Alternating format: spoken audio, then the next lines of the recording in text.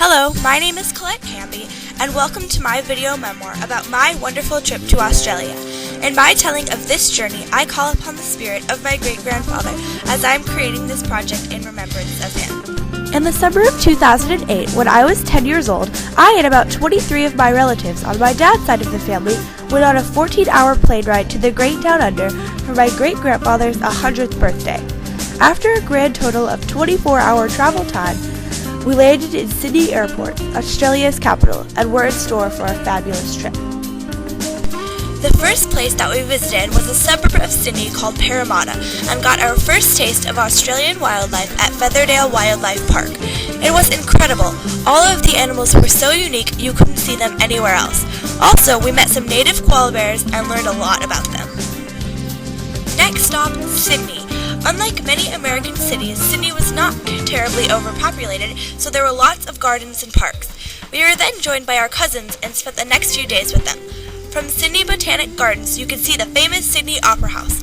Since I or my little brothers couldn't sit through an opera, all we did was use their bathroom. Still, it was amazing just being there. Then, of course, we had to go to the Sydney Aquarium and walk through the underwater walkway.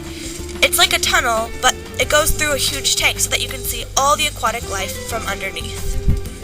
After leaving Sydney, we traveled to the Blue Mountains and hiked for a while. About halfway through the walk, it started snowing. It was winter, but snow in Australia is pretty rare, so we were quite surprised.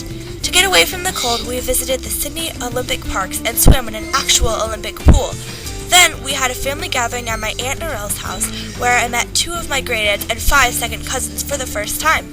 I have never seen any of the family that I met from this part of the world again. But, back to the native aspect of Australia, we stopped at Boolarnag Nagami Aboriginal Art and Culture Centre, and I learned how to throw a boomerang, which is a traditional game played in Australia. My dad got pretty good, but I never quite got the hang of it. Another incredibly cool thing that I got to do was visit Illawarra Treetop Walk, a 22-meter above-the-ground hike. We were literally walking on a huge bridge at the forest canopy.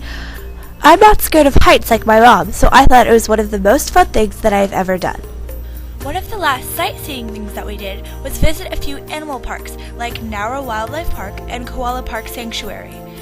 At Nowra, we got to actually hold a snake and a baby koala. It was amazing. They also had quite a few incredible birds. Koala Park was remarkable as well. I mean, holding a koala isn't an experience that you're likely to forget. Then, we quit sightseeing for a while and started to visit a few of my extended family members, which was the real reason that we had come there in the first place. First, we met my great-aunt Helen in Kiama on the beach. A lot of my other extended family members who live in New York were there too, so I had a great time. There was also a blowhole there that spouted water on the coast, which is the only vivid memory I have of this visit. However, out of all of these great adventures that I had, the one that is most special to me was my short visit to Taree. We stayed in a nearby town called Coopernook, only 5 minutes away from where my 100-year-old great-grandfather lived.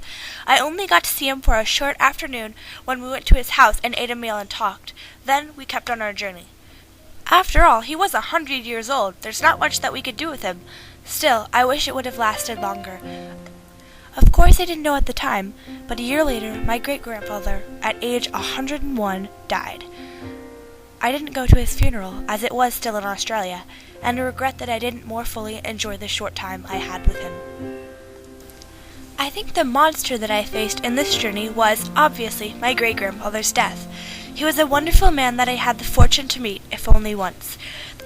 This trip was similar to an odyssey because I had some pretty fabulous experiences, seeing the fantastic wildlife, visiting great tourist spots, and best of all, meeting new family members. Yet I probably will never see most of them again, and I will slowly forget the few short hours that I got to spend with my great-grandfather. Just like the odyssey, there were ups and downs, excitements and regrets, and memories that were definitely worth making. Probably the most vital thing that I learned was to be grateful for the experiences we are most fortunate to have. Thank you so much for watching my video memoir about my wonderful trip to Australia. I hope you enjoyed.